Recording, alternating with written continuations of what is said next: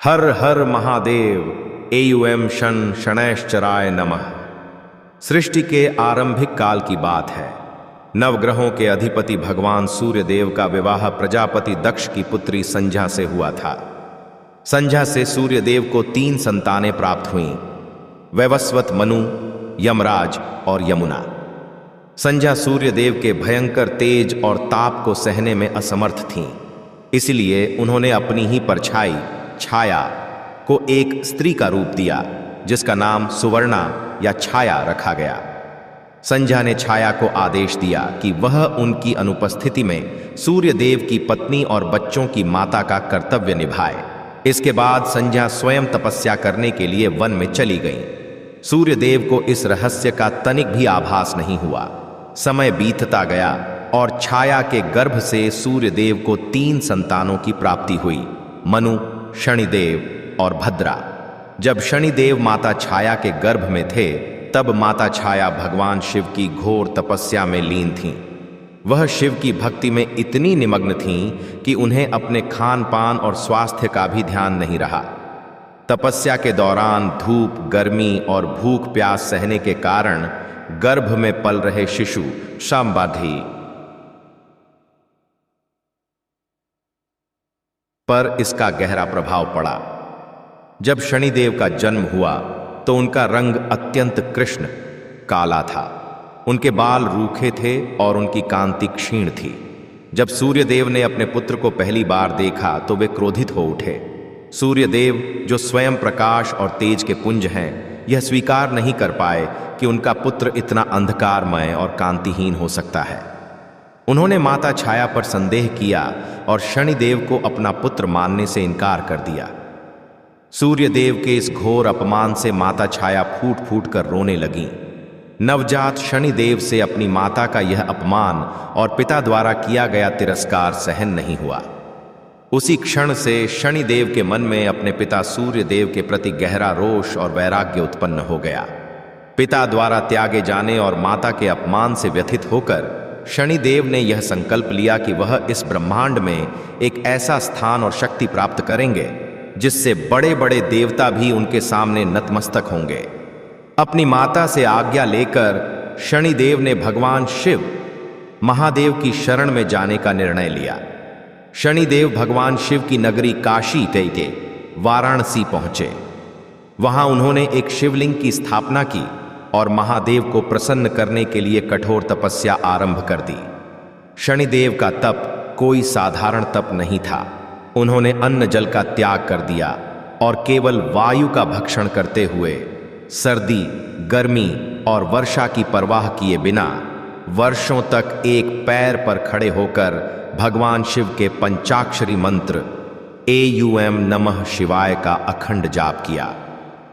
उनकी इस कठोर तपस्या से तीनों लोकों में हाहाकार मच गया। उनका तपोबल इतना प्रचंड था कि इंद्रासन डोलने लगा। अंततः अपने भक्त की इस निस्वार्थ और कठोर भक्ति को देखकर देवाधिदेव महादेव का हृदय पसीज गया। भगवान शिव अपने दिव्य और सौम्य रूप में शनिदेव के समक्ष प्रकट हुए। महादेव की जटाओं से गंगा बह रही थी। गले में वासुकी नाग विराजमान थे और उनके मस्तक पर अर्धचंद्र सुशोभित था। महादेव ने मुस्कुराते हुए कहा, हे छाया पुत्र, मैं तुम्हारी तपस्या से अत्यंत प्रसन्न हूं। आंखें खोलो और वरदान मांगो। शनिदेव ने जब अपने आराध्य को सामने देखा तो उनके नेत्रों से प्रेमाश्रु बहने लगे। उन्होंने साष्टांग दंडवत प्रणाम किया और कहा, हे प्रभु, हे नीलकंठ, मेरे पिता सूर्यदेव ने मेरे काले रंग के कारण मेरी माता का और मेरा घोर अपमान किया है। मुझे अपना पुत्र मानने से इनकार कर दिया है। हे भोलेनाथ, यदि आप मुझसे प्रसन्न हैं तो मुझे ऐसा वरदान दें कि मेरी शक्ति मेरे पिता सूर्य से भी अधिक हो। मुझे नवग्रहों में सर्वोच्च स्थान प्राप्त हो और त्रिलोक में कोई भी मेरे प्रभाव से बच न सके। शनिदेव की व्यथा सुनकर भगवान शिव ने उन्हें गले से लगा लिया और कहा, हे शनि, आज से तुम मेरे शिष्य हुए। तुम्हारी तपस्या ने मुझे मोह लिया है। मैं तुम्हें नवग्रहों में सर्वश्रेष्ठ स्थान प्रदान करता हूं। आज से तुम केवल एक ग्रह नहीं बल्कि इस चराचर जगत के कर्म फलदाता, न्यायाधीश और दंडाधिकारी कहलाओगे। महादेव ने आगे कहा, हे शनि, देवता, असुर, मनुष्य, नाग, गंधर्व, यहां तक कि त्रिदेव ब्रह्मा, विष्णु और मैं स्वयं भी तुम्हारे न्याय के चक्र से बाहर नहीं रहेंगे। जो भी प्राणी जैसा कर्म करेगा तुम उसे वैसा ही फल दोगे। अच्छे कर्म करने वालों के लिए तुम सबसे बड़े रक्षक बनोगे और बुरे कर्म करने वालों के लिए तुम साक्षात काल बनोगे। तुम्हारी दृष्टि में राजा और रंक दोनों समान होंगे। तुम्हारा न्याय निष्पक्ष होगा। इसी वरदान के कारण शनिदेव को ब्रह्मांड का सबसे शक्तिशाली और निष्पक्ष न्यायाधीश माना जाता है। भगवान शिव की कृपा से ही शनिदेव को वह वक्र दृष्टि प्राप्त हुई जिससे बड़े बड़े राज सिंहासन भी डोल जाते हैं। महादेव ने शनिदेव को यह भी वरदान दिया कि जो भी भक्त शनिवार के दिन शिव जी के साथ साथ शनिदेव की पूजा करेगा उसके जीवन से 7.5 और ढैया का दुष्प्रभाव कम हो जाएगा। यह कथा कर्म के विधान की सर्वोपरिता को दर्शाती है। महादेव ने शनिदेव को न्यायाधीश तो बना दिया था, लेकिन शनिदेव अपने कर्तव्य के प्रति कितने निष्ठावान थे यह इस घटना से सिद्ध होता है। एक दिन शनिदेव कैलाश पर्वत पर भगवान शिव के दर्शन के लिए पहुंचे। महादेव ने अपने परम शिष्य का स्वागत किया। कुछ समय व्यतीत करने के पश्चात शनिदेव ने हाथ जोड़कर अत्यंत विनम्रता से कहा, हे प्रभु, हे गुरुदेव, कल से मेरी वक्र दृष्टि 7.5 का प्रभाव आप पर पड़ने वाली है। कल 1.25 प्रहर के लिए मैं आपकी राशि में प्रवेश करूंगा। चूंकि आप मेरे गुरु हैं, इसलिए मैंने आपको पहले ही सूचित करना अपना कर्तव्य समझा। यह सुनकर महादेव मुस्कुराए। उन्होंने सोचा कि वह त्रिलोकीनाथ हैं, काल के भी काल महाकाल हैं। भला शनि की दृष्टि उनका क्या बिगाड़ सकती है। महादेव ने शनिदेव की परीक्षा लेने का निर्णय लिया। अगले दिन जब शनि के गोचर का समय आया तो भगवान शिव ने सोचा कि यदि वह कैलाश से कहीं छिप जाएं तो शनि की दृष्टि उन पर नहीं पड़ सकेगी। महादेव ने एक हाथी गज का रूप धारण कर लिया और मृत्युलोक पृथ्वी के एक घने जंगल में जाकर छिप गए। पूरा 1.25 प्रहर महादेव ने उसी घने जंगल में एक साधारण हाथी के रूप में बिताया। जब 1.25 प्रहर का समय समाप्त हो गया और शनि की दृष्टि का प्रभाव खत्म हो गया, तब महादेव पुनः अपने असली रूप में आ गए और प्रसन्नता से कैलाश लौट आए। कैलाश पर शनिदेव पहले से ही उनकी प्रतीक्षा कर रहे थे। महादेव ने हंसते हुए कहा, देखा शनि, तुम्हारी वक्र दृष्टि मेरा कुछ भी नहीं बिगाड़ सकी। मैं तुम्हारे प्रभाव से पूरी तरह बच गया। शनिदेव ने अत्यंत शांत और भक्तिभाव से मुस्कुराते हुए उत्तर दिया, क्षमा करें प्रभु, परंतु मेरी दृष्टि आप पर पड़ चुकी है और आप उसके प्रभाव से बच नहीं पाए। महादेव आश्चर्यचकित होकर बोले, यह कैसे संभव है? मैं तो पूरे समय हाथी का रूप धारण करके पृथ्वी पर छिपा रहा। शनिदेव ने हाथ जोड़कर कहा, यही तो मेरी दृष्टि का प्रभाव था प्रभु। आप देवों के देव महादेव हैं, त्रिलोकीनाथ हैं। आपके एक इशारे पर ब्रह्मांड कांपता है, परंतु मेरी वक्र दृष्टि और कर्म के विधान के कारण आप जैसे परमेश्वर को भी अपना दिव्य रूप छोड़कर 1.25 प्रहर के लिए एक साधारण पशु हाथी का रूप धारण करना पड़ा और एक घने जंगल में छिपकर भटकना पड़ा। क्या यह मेरी दृष्टि का प्रभाव नहीं था? यह सुनकर भगवान शिव अत्यंत प्रसन्न हुए। उन्होंने शनिदेव की कर्तव्य निष्ठा और न्यायप्रियता की भूरि भूरि प्रशंसा की और कहा, हे शनि, तुम वास्तव में मेरे वरदान के योग्य हो। तुमने सिद्ध कर दिया कि कर्म का नियम इस ब्रह्मांड में सर्वोच्च है और कोई भी इससे अछूता नहीं है। एक अन्य महत्वपूर्ण कथा महर्षि दधीचि के पुत्र पिप्पलाद मुनि से जुड़ी है। जब महर्षि दधीचि ने देवताओं की रक्षा के लिए अपनी अस्थियों का दान कर दिया था, तब उनकी पत्नी सती हो गई थी। उस समय उनका पुत्र पिप्पलाद पीपल के पेड़ के नीचे पलकर बड़ा हुआ। बड़े होने पर जब पिप्पलाद मुनि को पता चला कि उनके पिता की मृत्यु शनिदेव की महादशा के कारण हुई थी, तो वे अत्यंत क्रोधित हो गए। पिप्पलाद मुनि ने भगवान शिव की कठोर तपस्या की और उनसे ब्रह्मास्त्र खा ब्रह्मदंड पीटी दंड प्राप्त कर लिया। क्रोध में आकर पिप्पलाद मुनि ने शनिदेव पर ब्रह्मदंड का प्रहार कर दिया। शनिदेव उस दंड के प्रहार को सहने में असमर्थ थे और वे भागने लगे। दंड ने शनिदेव के पैर पर प्रहार किया, जिससे वे लंगड़े हो गए। यही कारण है कि शनिदेव की चाल धीमी या शनय मानी जाती है। जब शनिदेव के प्राण संकट में आ गए, तब उन्होंने अपने गुरु भगवान शिव को पुकारा। महादेव तुरंत वहां प्रकट हुए और उन्होंने पिप्पलाद मुनि का क्रोध शांत किया। महादेव ने पिप्पलाद से कहा कि शनिदेव केवल अपना कर्तव्य कर्म फल देने का कार्य कर रहे थे। भगवान शिव के समझाने पर पिप्पलाद मुनि शांत हुए, परंतु उन्होंने शनिदेव से एक वरदान मांगा। उन्होंने कहा, हे शनिदेव, जन्म से लेकर 16 वर्ष की आयु तक किसी भी बालक पर आपकी वक्र दृष्टि या 7.5 का प्रभाव नहीं पड़ना चाहिए, क्योंकि उस आयु तक बालक अबोध होता है और उसे अपने कर्मों का पूर्ण ज्ञान नहीं होता। शनिदेव ने तथास्तु कहा। भगवान शिव की कृपा से ही बच्चों को शनि के प्रकोप से मुक्ति मिली। शनिवार का दिन विशेष रूप से शनिदेव को समर्पित है, परंतु शनिदेव के गुरु भगवान शिव होने के कारण शनिवार को शिव पूजा का महत्व अनंत गुना बढ़ जाता है। मान्यता है कि जो व्यक्ति शनिवार के दिन भगवान शिव का रुद्राभिषेक करता है, उससे शनिदेव कभी रुष्ट नहीं होते। शनिदेव केवल उन लोगों को दंड देते हैं जो अहंकार, छल, कपट और निर्बल को सताने का कार्य करते हैं। जो महादेव का भक्त है, शनिदेव स्वयं उसके रक्षक बन जाते हैं। 1. प्रातःकाल 11 अप्रैल शनिवार के दिन प्रातः काल स्नान करके स्वच्छ वस्त्र धारण करें। 2. शिवलिंग पर जल। सबसे पहले शिव मंदिर जाएं। शिवलिंग पर काले तिल मिलाकर जल अर्पित करें। काले तिल शनिदेव को प्रिय हैं और शिव जी को अर्पित करने से दोनों की कृपा प्राप्त होती है। 3. बिल्वपत्र और शमी पत्र। महादेव को बिल्वपत्र और शनिदेव को शमी के पत्ते अर्पित करें।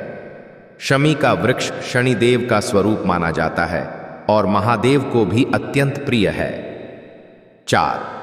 सरसों के तेल का दीपक। संध्या काल में पीपल के वृक्ष के नीचे और शिव मंदिर की चौखट पर सरसों के तेल का दीपक प्रज्वलित करें। पीपल के वृक्ष में ब्रह्मा, विष्णु और महेश तीनों का वास होता है। 5. मंत्र जाप। रुद्राक्ष की माला से AUM नमः शिवाय और AUM शनैश्चराय नमः मंत्र का 108 बार जाप करें। महादेव और शनिदेव की यह कथा हमें यह सिखाती है कि जीवन में कर्म ही प्रधान है। चाहे वह मनुष्य हो, देव हो या स्वयं महादेव, कर्मों का फल सभी को भोगना पड़ता है। शनिदेव कोई क्रूर या दुष्ट ग्रह नहीं है, वे केवल एक निष्पक्ष शिक्षक और न्यायाधीश हैं। जब हम बुरे मार्ग पर चलते हैं तो शनिदेव हमें दंड देकर सही मार्ग पर लाते हैं। 11 अप्रैल के इस पवित्र शनिवार को महादेव के चरणों में अपना शीश झुकाएं और शनिदेव से अपने जाने अनजाने में किए गए पापों की क्षमा मांगे। शिव की भक्ति ही वह एकमात्र ढाल है जो शनि के दंड को आशीर्वाद में बदल सकती है। हर हर महादेव। AUM शनैश्चराय नमः। शनिवार के इस पावन अवसर पर भगवान शिव और उनके परम शिष्य शनिदेव की महिमा का गुणगान अत्यंत पुण्यदायी है। पिछले वृत्तांत में हमने शनिदेव के जन्म, महादेव की तपस्या, कर्मफल दाता की उपाधि और शिव जी पर शनि की दृष्टि के प्रसंग को समझा। अब इस कथा को और अधिक विस्तार देते हुए हम महादेव, शनिदेव, रुद्रावतार हनुमान और कर्मों के उस गूढ़ रहस्य में प्रवेश करेंगे जो यह स्पष्ट करता है कि आखिर क्यों शनिदेव के कोप से बचने के लिए शिव और उनके अवतारों की शरण में जाना ही एकमात्र मार्ग है। दशानन रावण महादेव का परम भक्त था। उसकी शिव भक्ति इतनी प्रबल थी कि उसने शिव तांडव स्तोत्र की रचना की थी, और अपने 10 शीश काटकर महादेव के चरणों में अर्पित कर दिए थे। परंतु रावण के भीतर एक बहुत बड़ा दोष था, अहंकार।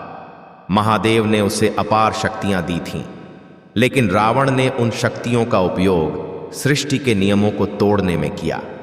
अपने बाहुबल और शिव के वरदान के अहंकार में चूर होकर रावण ने स्वर्ग पर आक्रमण कर दिया और सभी देवताओं सहित नवग्रहों को बंदी बना लिया। रावण जानता था कि शनिदेव की वक्र दृष्टि में कितनी शक्ति है, इसलिए जब उसने शनिदेव को बंदी बनाया तो उन्हें लंका के कारागार में उल्टा लटका दिया, ताकि शनि की दृष्टि कभी रावण के मुख पर न पड़ सके।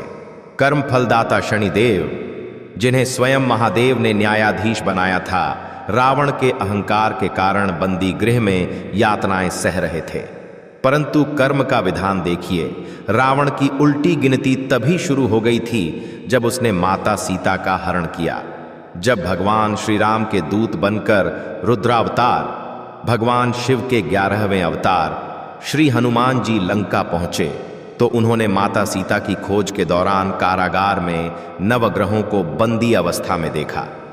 हनुमान जी ने जब शनिदेव को उल्टा लटका हुआ और अत्यंत पीड़ा में देखा तो उनका हृदय पसीज गया। शिव के अवतार हनुमान जी ने तुरंत शनिदेव को रावण के बंधन से मुक्त किया। वे समय तक उल्टे लटके रहने और यातनाएं सहने के कारण शनिदेव के शरीर में भयंकर पीड़ा हो रही थी। तब हनुमान जी ने उनके शरीर पर सरसों का तेल लगाया, जिससे शनिदेव की पीड़ा शांत हुई। यही वह क्षण था जब शनिदेव ने हनुमान जी, जो स्वयं महादेव का अंश हैं, को यह वचन दिया कि हे मारुति, आपने मुझे रावण के बंधन से मुक्त किया है और मेरी पीड़ा हरी है। मैं आपको वचन देता हूं कि जो भी भक्त आपकी और भगवान शिव की सच्चे मन से आराधना करेगा, उस पर मेरी वक्र दृष्टि का कभी कोई दुष्प्रभाव नहीं पड़ेगा। यदि मेरी 7.5 या ढैया चल भी रही होगी तो मैं शिव और हनुमान के भक्तों के कष्टों को कम कर दूंगा। कर्म के विधान और शिव कृपा को समझने के लिए उज्जैन के प्रतापी राजा विक्रमादित्य की कथा अत्यंत प्रासंगिक है। राजा विक्रमादित्य अपनी न्यायप्रियता के लिए पूरे विश्व में विख्यात थे। उज्जैन, जो महाकाल भगवान शिव की नगरी है, वहां के राजा होने के नाते विक्रमादित्य स्वयं शिव के बड़े भक्त थे। एक बार विक्रमादित्य के दरबार में विद्वानों के बीच यह बहस छिड़ गई कि नवग्रहों में सबसे बड़ा और शक्तिशाली ग्रह कौन सा है। जब यह प्रश्न राजा के समक्ष आया तो उन्होंने सूर्य, चंद्र, गुरु आदि की महिमा का बखान किया, परंतु शनिदेव को क्रूर और कष्टकारी कहकर उनके स्थान को अन्य ग्रहों से नीचा बता दिया। यह शनिदेव का सीधा अपमान था। शनिदेव, जो स्वयं महादेव के वरदान से न्यायाधीश बने थे, किसी राजा के इस अहंकार को कैसे सहन कर सकते थे।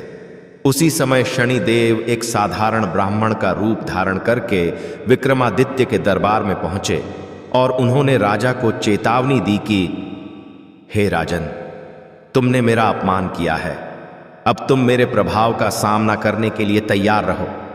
इसके तुरंत बाद राजा विक्रमादित्य पर शनि की 7.5 प्रारंभ हो गई। शनिदेव के कोप के कारण विक्रमादित्य का सारा राजपाट छिन गया। वे एक साधारण व्यापारी के रूप में दूसरे राज्य में भटकने लगे। वहां उन पर चोरी का झूठा आरोप लगा और वहां के राजा ने विक्रमादित्य के दोनों हाथ पैर कटवा दिए।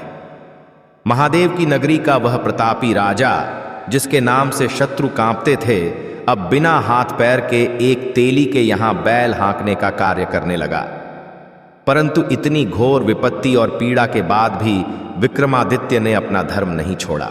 वे मन ही मन भगवान शिव और शनिदेव की आराधना करते रहे। उन्होंने अपने कष्टों को अपने कर्मों का फल मानकर सहर्ष स्वीकार कर लिया। उनके भीतर का सारा अहंकार टूट चुका था। एक रात जब विक्रमादित्य बैल हाँकते हुए अत्यंत मधुर स्वर में मल्हार राग गा रहे थे, तब शनिदेव उनके सामने प्रकट हुए। शनिदेव ने कहा, राजन, तुमने मेरा अपमान किया था, जिसका दंड तुम्हें मिला, परंतु तुम्हारी सहनशीलता, धर्म के प्रति निष्ठा और भगवान शिव के प्रति तुम्हारी अटूट भक्ति ने मुझे प्रसन्न किया है। मैं तुम्हारे सभी कष्टों को दूर करता हूं। शनिदेव की कृपा से विक्रमादित्य के हाथ पैर वापस आ गए। उनका खोया हुआ राज्य उन्हें पुनः प्राप्त हो गया और उनका यश पहले से भी अधिक फैल गया। यह कथा इस बात का प्रमाण है कि शनिदेव अहंकार को तोड़ते हैं, लेकिन यदि हृदय में महादेव की भक्ति और सच्ची क्षमा याचना हो तो वे अपना पूर्ण आशीर्वाद भी देते हैं। आध्यात्मिक और दार्शनिक दृष्टिकोण से देखें तो भगवान शिव और शनिदेव के बीच एक बहुत गहरा और सूक्ष्म संबंध है। महादेव वैरागी हैं। वे श्मशान में निवास करते हैं, शरीर पर भस्म लगाते हैं और भौतिक सुखों से पूर्णतः विरक्त हैं। महादेव इस बात के प्रतीक हैं कि यह संसार नश्वर है और अंततः सब कुछ राख भस्म में मिल जाना है। शनिदेव मनुष्य के जीवन में ठीक इसी वैराग्य, डिटैचमेंट को जागृत करने का कार्य करते हैं।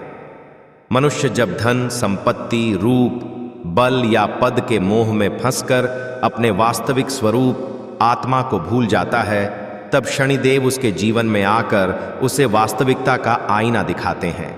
शनिदेव की 7.5 या महादशा के दौरान मनुष्य को अक्सर भौतिक नुकसान, रिश्तों में धोखा या शारीरिक कष्ट का सामना करना पड़ता है। इसका उद्देश्य मनुष्य को दुखी करना नहीं है, बल्कि उसे माया के मोहजाल से बाहर निकालना है। शनिदेव मनुष्य से सब कुछ छीनकर उसे उस स्थिति में ले आते हैं जहां उसे यह अनुभव होता है कि इस संसार में कोई भी अपना नहीं है, केवल ईश्वर परम शिव ही सत्य है। शनिदेव के दंड का अंतिम लक्ष्य मनुष्य को महादेव, मोक्ष के प्रदाता के चरणों की ओर मोड़ना है।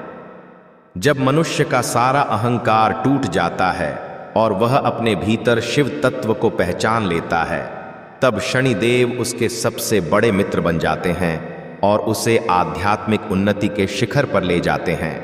ज्योतिष शास्त्र के अनुसार शनिदेव कर्म के कारक हैं और चंद्रमा मन का कारक है। जब शनि का गोचर जन्म कुंडली में चंद्रमा के ऊपर उससे एक भाव पहले या एक भाव बाद में होता है तो उस कालखंड को 7.5 कहा जाता है।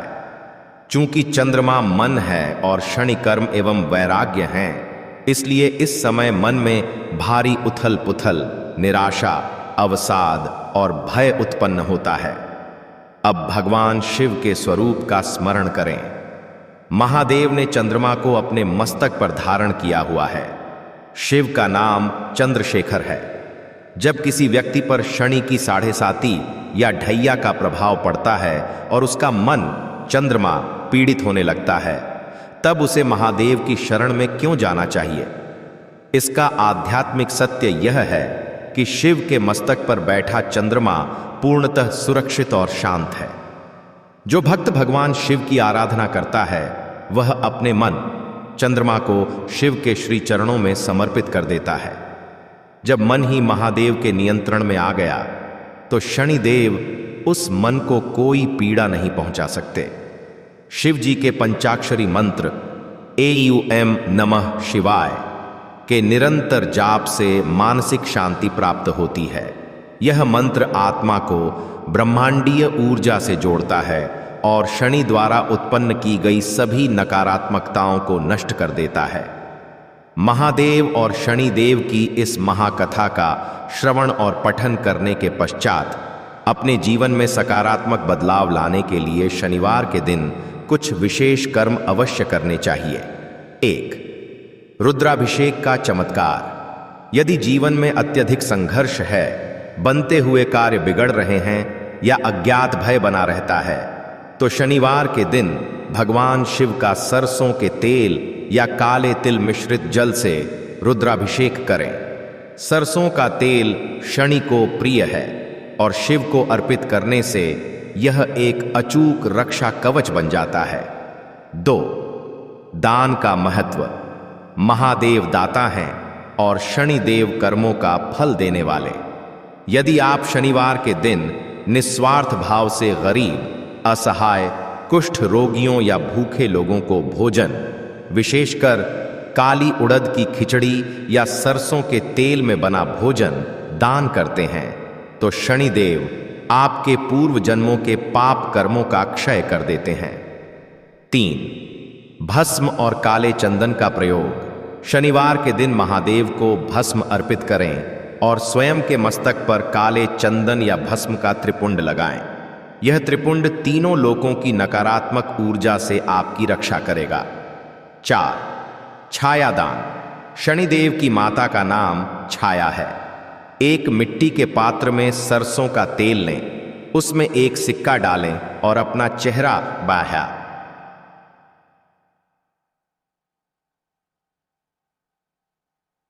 उस तेल में देखें। इसके बाद वह तेल किसी शनि मंदिर में दान कर दें या किसी गरीब को दे दें। यह उपाय महादेव का स्मरण करते हुए करने से शनि दोष शांत होते हैं। भगवान शिव और शनिदेव की यह विस्तृत कथा हमें यह स्मरण कराती है कि हम अपने जीवन के हर एक क्षण के प्रति उत्तरदायी हैं। ब्रह्मांड में कोई भी शक्ति हमारे कर्मों के फल को तब तक नहीं बदल सकती जब तक हम स्वयं अपने अंतर्मन को शुद्ध करके महादेव की शरण में नहीं जाते। शनिदेव हमारे शत्रु नहीं, बल्कि उस परम वैद्य के समान हैं जो कड़वी औषधि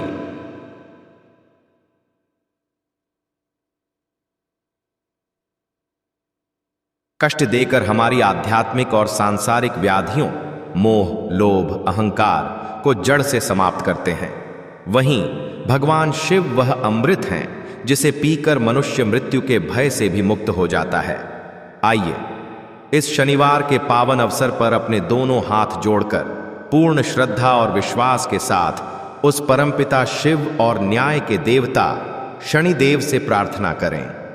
हे देवाधिदेव महादेव, हे कर्मफल दाता शनिदेव, मेरे मन, वचन और कर्म से जाने अनजाने में हुए सभी पापों को क्षमा करें। मेरे भीतर के अहंकार का नाश करें और मुझे सन्मार्ग पर चलने की प्रेरणा दें। मुझ पर और मेरे परिवार पर अपनी कृपा दृष्टि बनाए रखें।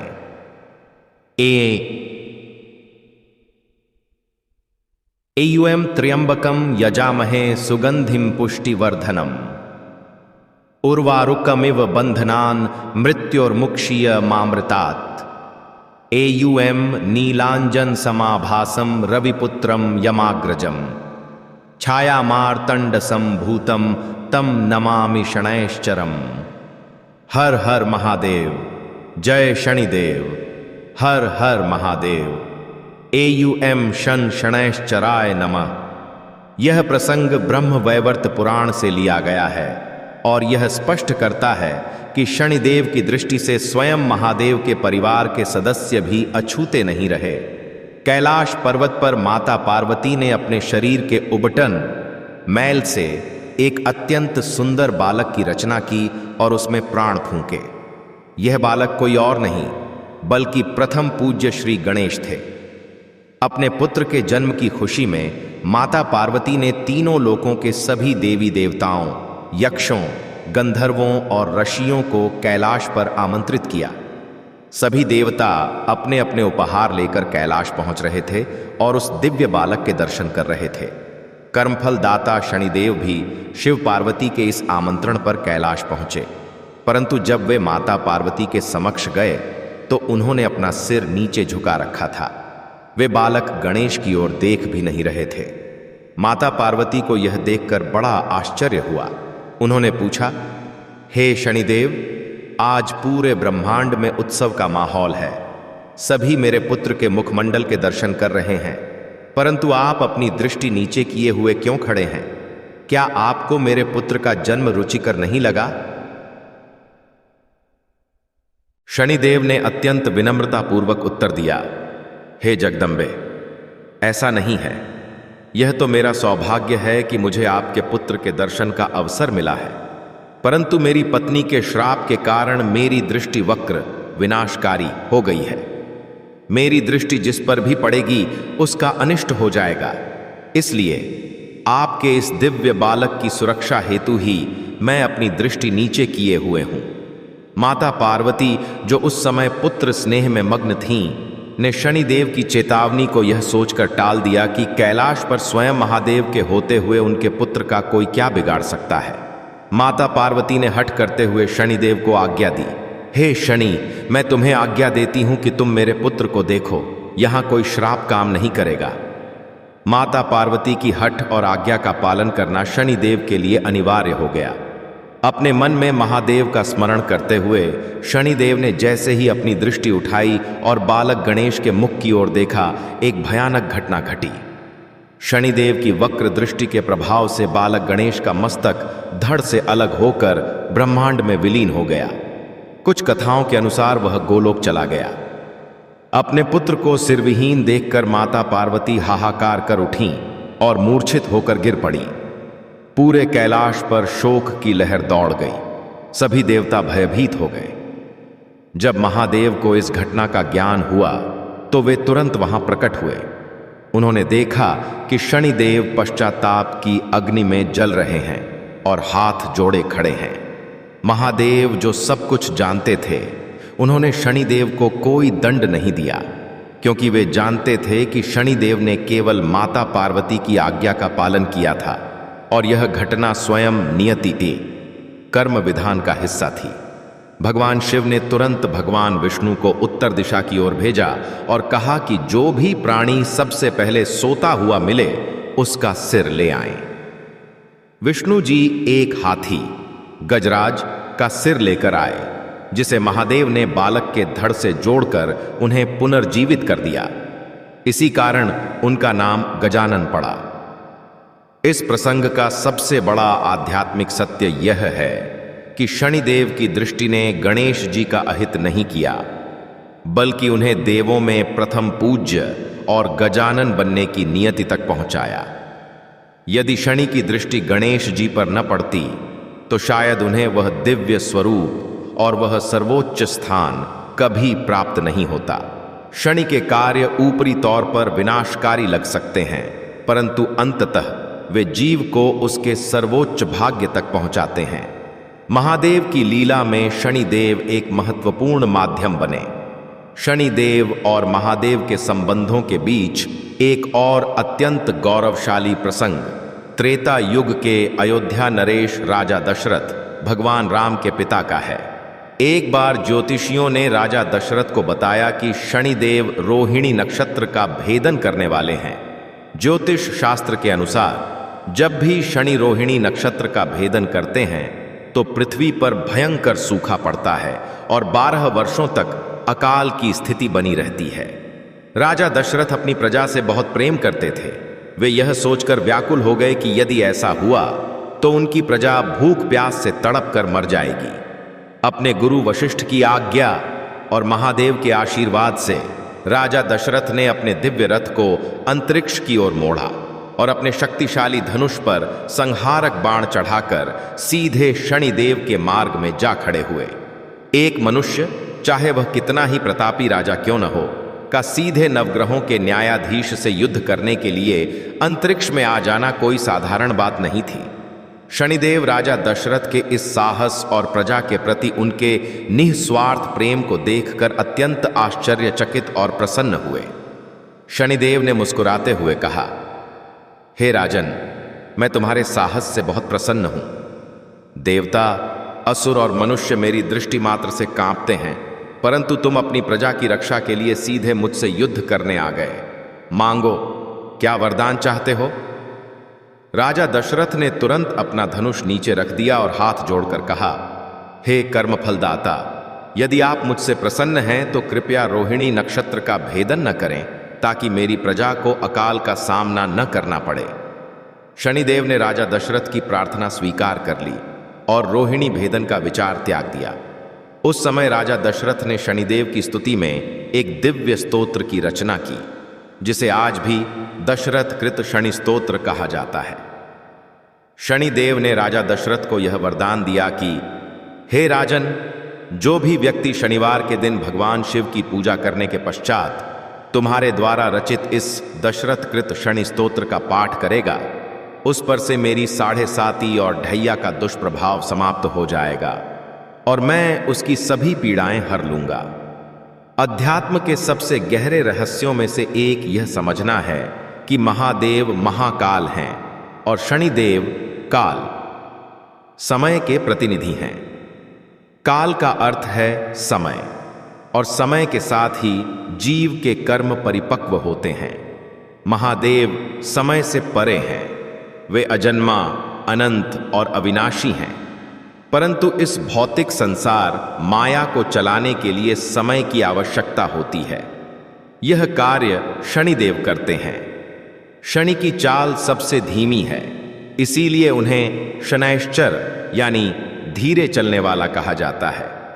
उनकी धीमी चाल का अर्थ यह है कि कर्मों का फल तुरंत नहीं मिलता, बल्कि समय आने पर जब कर्म पूरी तरह से पक जाते हैं तब शनिदेव उसका सटीक फल देते हैं। जब कोई व्यक्ति शिव जी की शरण में जाता है तो वह वास्तव में समय के बंधनों से मुक्त होकर महाकाल समय के स्वामी की गोद में बैठ जाता है। यही कारण है कि शिव भक्तों पर शनि का प्रकोप कम हो जाता है। शनिदेव देखते हैं कि यह जीव अब मोह और माया से ऊपर उठकर परम सत्य शिव को जान चुका है, तो शनिदेव उसे दंडित करने के बजाय उसका मार्गदर्शन करने लगते हैं।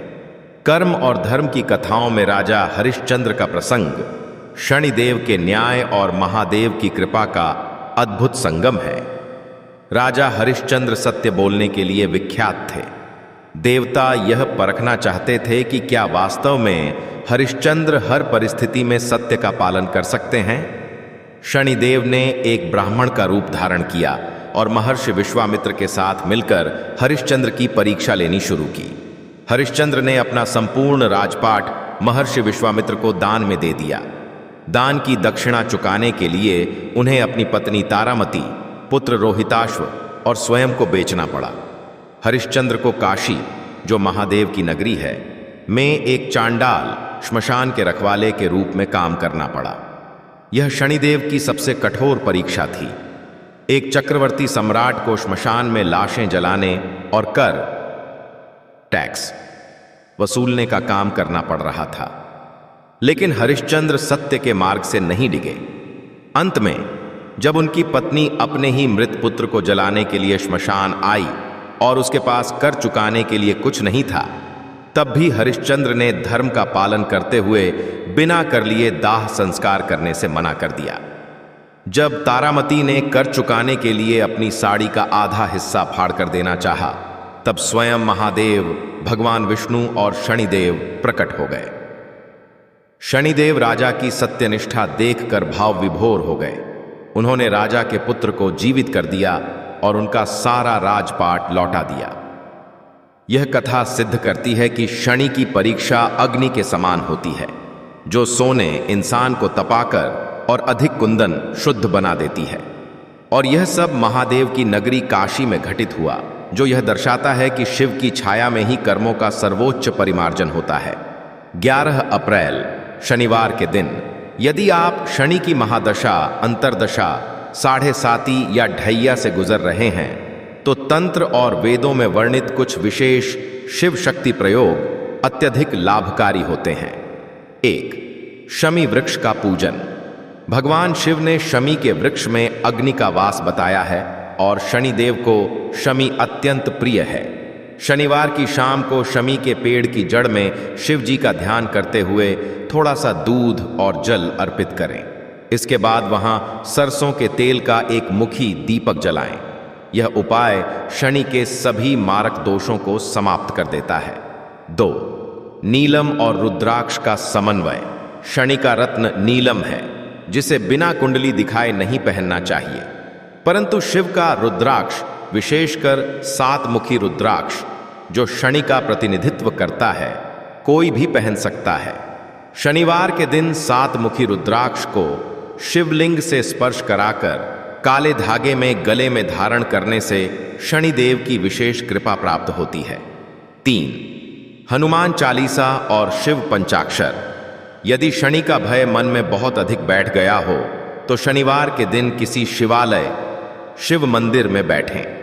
पहले महादेव के मंत्र ओम नमः शिवाय की एक माला का जाप करें और उसके उपरांत हनुमान चालीसा का 7 बार पाठ करें। अंत में शनिदेव से प्रार्थना करें। यह त्रिगुणात्मक शक्ति शिव, हनुमान और शनि जीवन की हर बाधा को नष्ट कर देती है। 4. कौओं और कुत्तों को भोजन। शनिदेव का वाहन कौवा और कुत्ता भी है। शनिवार के दिन काले कुत्ते को सरसों का तेल लगी हुई रोटी खिलाएं और कौओं के लिए घर की छत पर भोजन रखें। यह एक प्रकार का कर्म योग है जो सीधे शनिदेव तक पहुंचता है। महादेव और शनिदेव का यह संबंध हमें बताता है कि जीवन में दुख और सुख केवल हमारे कर्मों की फसल हैं। शनिदेव किसान की तरह उस फसल को काटते हैं और महादेव उस भूमि के आत्मा के स्वामी हैं। यदि हम अपने कर्मों को महादेव को समर्पित कर दें तो फसल चाहे जैसी भी हो, आत्मा को मोक्ष ही प्राप्त होता है। इस पावन कथा का निरंतर पठन पाठन मनुष्य के भीतर के अज्ञान के अंधकार को मिटाता है और उसे यह शक्ति देता है कि वह जीवन की कठिन से कठिन परिस्थितियों का सामना धैर्य और ईश्वर भक्ति के साथ कर सके। एयुएम शन शनैश्चराय नमः। एयुएम नमः शिवाय। हर हर महादेव। एयुएम शन शनैश्चराय नमः। इस पावन कथा की निरंतरता में जहां हमने शिव और शनि के ब्रह्मांडीय और आध्यात्मिक संबंधों की गहराइयों को छुआ, वहीं अब हम पुराणों में वर्णित कुछ और ऐसे अद्भुत प्रसंगों का श्रवण करेंगे जो यह सिद्ध करते हैं कि शनिदेव का न्याय कितना सूक्ष्म है और भगवान शिव की कृपा से उस न्याय को कैसे पार किया जा सकता है। शनिदेव के दंडाधिकारी रूप और शिव के कल्याणकारी रूप का यह समन्वय सृष्टि के संतुलन का सबसे बड़ा आधार है। कर्मफल दाता शनिदेव का न्याय केवल बड़े बड़े राजाओं या देवताओं तक ही सीमित नहीं है, बल्कि उनकी दृष्टि मनुष्य की छोटी से छोटी भूल और अशुद्धि पर भी रहती है। निषद्ध देश के राजा नल और विदर्भ की राजकुमारी दमयंती की कथा इसका सबसे बड़ा और मार्मिक उदाहरण है। राजा नल अत्यंत गुणवान, सत्यवादी और धर्मपरायण थे। उनका विवाह दमयंती से हुआ था, जो अपने समय की सबसे सुंदर और पतिव्रता स्त्री थीं। देवताओं को भी दमयंती की सुंदरता और नल के गुणों से ईर्ष्या होती थी। शनिदेव को राजा नल के जीवन में प्रवेश करने और उनके धैर्य की परीक्षा लेने का अवसर तब मिला जब राजा नल से एक बहुत छोटी सी भूल हो गई। एक दिन संध्या वंदन प्रार्थना से पूर्व आचमन और हाथ पैर धोते समय राजा नल की एड़ी का एक छोटा सा हिस्सा सूखा रह गया। धर्मशास्त्रों में शारीरिक और मानसिक पवित्रता को अत्यंत महत्वपूर्ण माना गया है। राजा नल की इस सूक्ष्म अशुद्ध का लाभ उठाकर शनिदेव ने उनके जीवन साढ़े साती के रूप में प्रवेश कर लिया। शनि के प्रभाव से राजा नल की मति भ्रमित हो गई। उन्होंने अपने भाई पुष्कर के साथ चौपड़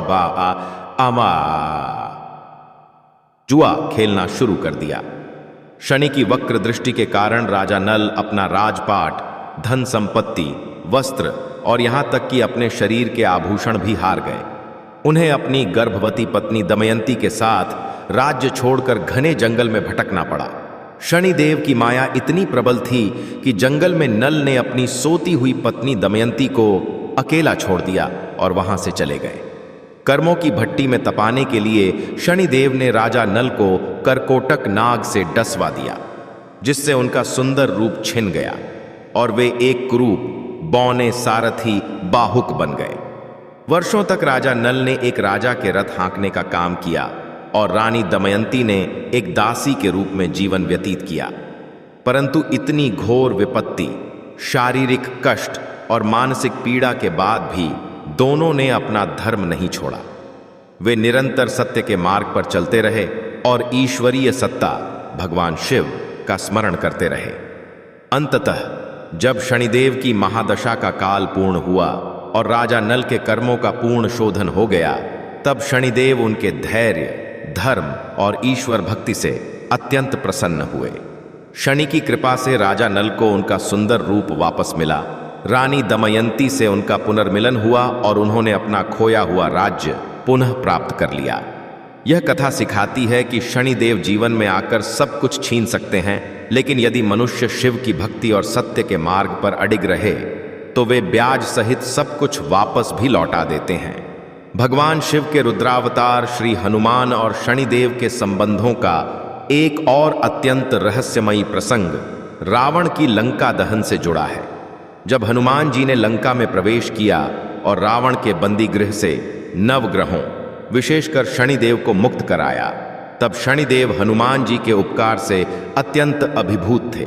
हनुमान जी ने शनिदेव से कहा, हे सूर्यपुत्र, मैंने आपको मुक्त कर दिया है, अब आप सुरक्षित स्थान पर प्रस्थान करें। मैं माता सीता की खोज और रावण को उसके पापों का दंड देने का कार्य पूर्ण करूंगा। इस पर शनिदेव ने हाथ जोड़कर कहा, हे रामदूत, हे शिव के अंश, रावण ने मुझे उल्टा लटका कर रखा था ताकि मेरी दृष्टि उसकी स्वर्ण लंका पर न पड़ सके। मेरी दृष्टि में जो भस्म करने की शक्ति है वह स्वयं महादेव के वरदान से है। आप मुझे केवल एक बार ऐसा स्थान प्रदान करें जहां से मैं अपनी पूरी शक्ति के साथ इस पापी रावण की सोने की लंका को अपनी वक्र दृष्टि से देख सकूं। उसके बाद आप अपना कार्य कीजिएगा। हनुमान जी ने शनिदेव को लंका के एक ऊंचे पर्वत शिखर पर खड़ा कर दिया। वहां से शनिदेव ने अपनी प्रचंड और संहारक वक्र दृष्टि रावण की स्वर्ण लंका पर डाली। रावण की लंका कुबेर से छीनी गई थी और देवताओं के शिल्पकार विश्वकर्मा द्वारा सोने से निर्मित थी। सोना एक ऐसा धातु है जो आसानी से जलता नहीं है बल्कि पिघलता है। परंतु जैसे ही शनिदेव की वक्र दृष्टि लंका पर पड़ी, लंका का सोना अपनी चमक और दिव्य सुरक्षा खो बैठा और वह एक साधारण जलने योग्य धातु में परिवर्तित होने लगा। शनि की दृष्टि ने लंका के भाग्य को भस्म कर दिया था। इसके पश्चात जब रावण के सैनिकों ने हनुमान जी की पूंछ में आग लगाई तो रुद्रावतार हनुमान जी ने पूरी लंका को धू धू कर जला दिया। आध्यात्मिक सत्य यह है कि लंका को भौतिक रूप से हनुमान जी ने जलाया, परंतु वैचारिक और भाग्य के रूप में उसे शनिदेव की दृष्टि पहले ही राख कर चुकी थी। यह शिव,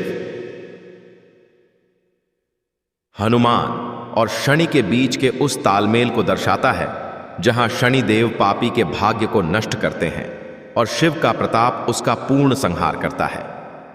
यदि हम भगवान शिव और शनिदेव के स्वरूप का तात्विक और दार्शनिक विश्लेषण करें तो हमें बहुत सी समानताएं और गहरे रहस्य दिखाई देते हैं जो यह स्पष्ट करते हैं कि दोनों एक ही ब्रह्मांडीय सत्य के दो अलग अलग रूप हैं। भस्म और काला रंग। भगवान शिव अपने शरीर पर श्मशान की भस्म राख रमाते हैं। भस्म का रंग स्लेटी या काला होता है। राख इस बात का प्रतीक है कि संसार में जो कुछ भी है, चाहे वह कितना भी सुंदर, मूल्यवान या शक्तिशाली क्यों न हो, अंततः आग में जलकर इसी राख भस्म में परिवर्तित हो जाएगा। दूसरी ओर शनिदेव का रंग अत्यंत कृष्ण मैदा काला है। विज्ञान भी मानता है कि काला रंग कोई रंग नहीं है, बल्कि यह सभी रंगों को अपने भीतर सोख लेने, एब्जॉर्ब करने की क्षमता है। शनि का काला रंग यह दर्शाता है कि जब जीवन के सभी रंग सुख, समृद्धि, मोह समाप्त हो जाते हैं, तब अंत में केवल शनि का अंधकार और न्याय बचता है, जो जीव को शिव अग्नि मोक्ष की ओर ले जाता है। महादेव के हाथ में त्रिशूल है जो तीनों गुणों सत्व, रज और तम और तीनों कालों भूत, भविष्य, वर्तमान का प्रतीक है। शिव इन तीनों से परे हैं। शनिदेव के हाथ में दंड लाठी है। यह दंड दंडाधिकारी का प्रतीक है जो यह सुनिश्चित करता है कि मनुष्य अपने कर्मों के अनुसार सही मार्ग पर चले।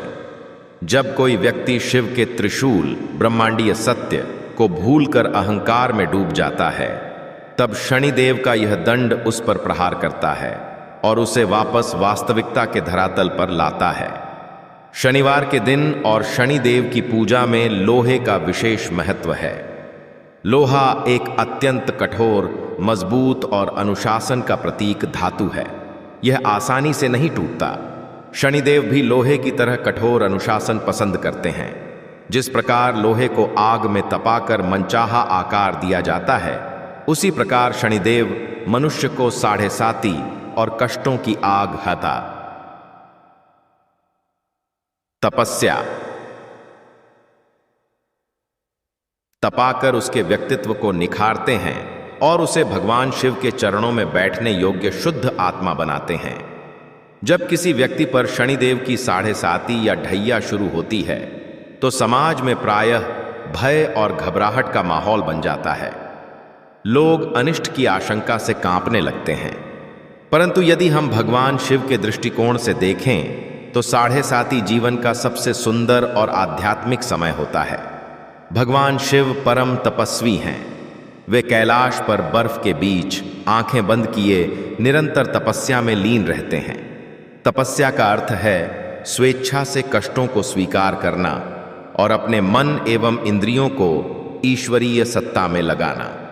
जब शनिदेव जीवन में आते हैं तो वे व्यक्ति से उसकी भौतिक सुख सुविधाएं, झूठे रिश्ते और अहंकार छीन लेते हैं। व्यक्ति दुखी होता है क्योंकि वह इन चीजों से चिपका रहना चाहता है, परंतु वास्तव में शनिदेव उस व्यक्ति को बलपूर्वक तपस्या करवा रहे होते हैं। यदि मनुष्य 7.5 के समय अपने दुखों पर रोने के बजाय उसे भगवान शिव का प्रसाद मानकर स्वीकार कर ले और सादगी, ईमानदारी और भजन कीर्तन में अपना समय बिताए तो 7.5 उसके लिए कोई कष्ट नहीं रह जाती। वह समय एक आध्यात्मिक जागरण बन जाता है। जो व्यक्ति 7.5 के 7.5 वर्ष भगवान शिव के ओम नमः शिवाय का ध्यान करते हुए व्यतीत कर लेता है, वह कुंदन बनकर निकलता है। उसके जीवन से सारे भय समाप्त हो जाते हैं, क्योंकि जब उसने स्वयं शिव की तरह तपस्या करना सीख लिया तो शनि उसे कष्ट क्यों देंगे। शनि तो केवल तपस्या का फल देने के लिए आए थे। पुराणों में शनि की शांति के लिए कई उपाय बताए गए हैं, परंतु स्वयं शनिदेव ने यह स्वीकार किया है कि जो व्यक्ति एयूएम नमः शिवाय शिव पंचाक्षर मंत्र का निरंतर जाप करता है उस पर शनि का कोई भी मारक प्रभाव कार्य नहीं कर सकता। इसके पीछे एक गहरा ध्वनि विज्ञान, सिमैटिक्स और आध्यात्मिक रहस्य है। इस मंत्र में 5 अक्षर हैं, न, एम, शि, वा, ये। यह पांचों अक्षर ब्रह्मांड के 5 तत्वों पृथ्वी, जल, अग्नि, वायु और आकाश का प्रतिनिधित्व करते हैं। जब व्यक्ति इस मंत्र का नाभि से उच्चारण करता है तो उसके शरीर के 7 चक्र जागृत होने लगते हैं। शनि का संबंध मूलाधार चक्र, बेस चक्रा से है, जो भय और असुरक्षा का केंद्र है। मंत्र का शी अक्षर सीधे आज्ञा चक्र, थर्ड आई, और हृदय चक्र पर प्रहार करता है, जिससे ज्ञान और प्रेम का जागरण होता है। जब कोई भक्त गहरे ध्यान में बैठकर एयूएम नमः शिवाय का जाप करता है तो उसके शरीर के चारों ओर शिव की ऊर्जा का एक अदृश्य परंतु अभेद्य सुरक्षा घेरा, औनरा, बन जाता है। जब शनि की नकारात्मक या कष्टकारी किरणें उस व्यक्ति तक पहुंचती हैं तो वे उस शिव कवच से टकराकर या तो नष्ट हो जाती हैं या फिर उनका प्रभाव अत्यंत क्षीण हो जाता है। यही कारण है कि बड़े बड़े ज्योतिषी शनि की महादशा में सबसे पहले भगवान शिव के रुद्राभिषेक और पंचाक्षर मंत्र के जाप की ही सलाह देते हैं। महादेव और शनिदेव की इन अनंत कथाओं का सार यही है कि मनुष्य को न तो कर्मों से भागना चाहिए और न ही शनिदेव से भयभीत होना चाहिए। संसार में हर प्राणी अपने पूर्व जन्मों और वर्तमान के कर्मों का एक खाता लेकर आता है, जिसका हिसाब शनिदेव अत्यंत बारीकी से रखते हैं। इस 11 अप्रैल शनिवार के दिन को केवल एक और दिन न माने, इसे अपने जीवन में परिवर्तन का एक स्वर्णिम अवसर समझें। आज के दिन शिव मंदिर में जाकर शिवलिंग पर जल और काले तिल अवश्य चढ़ाएं। महादेव से प्रार्थना करें कि वे आपको इतनी शक्ति और बुद्धि दें कि आप अपने जीवन में सत्य, धर्म और न्याय के मार्ग पर चल सकें, ताकि शनिदेव का न्यायाधीश रूप आपको दंडित करने के बजाय आपको सफलता, समृद्धि और मोक्ष का आशीर्वाद दे। न्याय के देवता सूर्यपुत्र शनिदेव की जय। एयूएम शन शनैश्चराय नमः। हर हर महादेव, हर हर महादेव। एयूएम शन शनैश्चराय नमः। महादेव की महिमा और शनिदेव के न्याय की कथाएं अनंत हैं। जैसे आकाश के तारों को गिना नहीं जा सकता, वैसे ही शिव की लीलाओं और कर्म के विधान का पूर्ण वर्णन करना किसी भी प्राणी के लिए संभव नहीं है। आपके भीतर की इस अथाह भक्ति और ज्ञान पिपासा को नमन करते हुए आइए इस महाकथा के अगले सोपान की ओर बढ़ते हैं।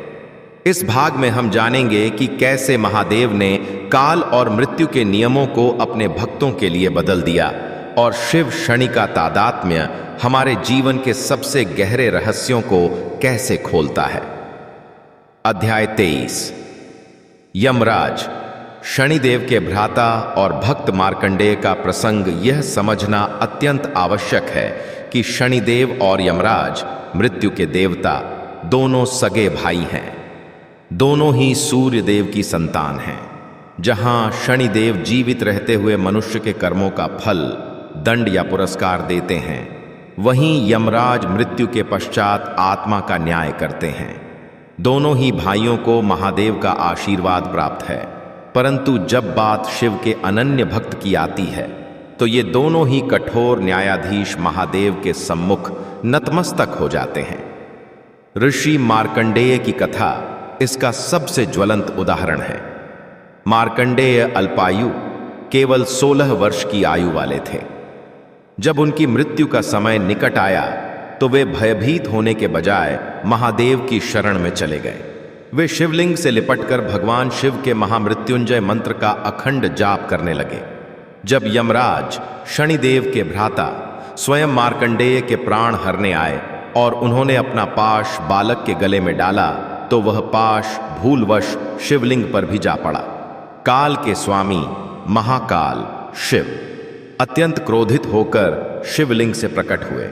उन्होंने यमराज पर त्रिशूल से प्रहार किया और उन्हें भस्म करने के लिए उद्यत हो गए।